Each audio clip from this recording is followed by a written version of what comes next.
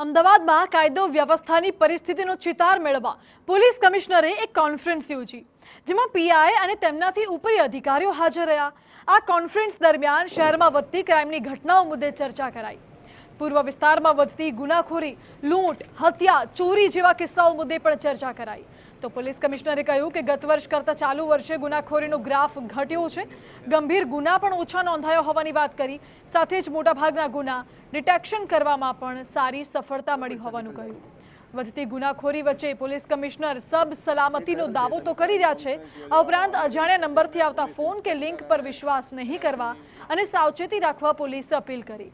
વધુમાં તેમણે ઉમેર્યું કે શહેરમાં દર વર્ષે 50,000 જેટલી ફરિયાદો નોંધાય છે, જેમાંથી અમુક કેસોમાં ફરિયાદીને તકલીફ પડી હશે, તો તેવા કેસમાં ઉપરી અધિકારીઓથી સંપર્ક કરવા પણ જણાવ્યું છે.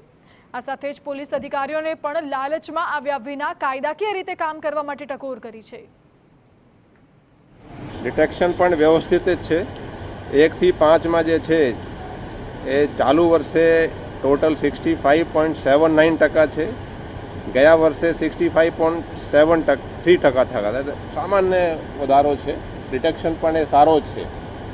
અને મોટા જે હું કહી શકું કે ખાસ કરીને જે ગેરકાયદેસર પ્રવૃત્તિઓ છે એ ખૂબ જ કાબુ હેઠળ છે. લેન્ડ માફિયા જે છે એ તમે જુઓ તો એના પણ પોલીસ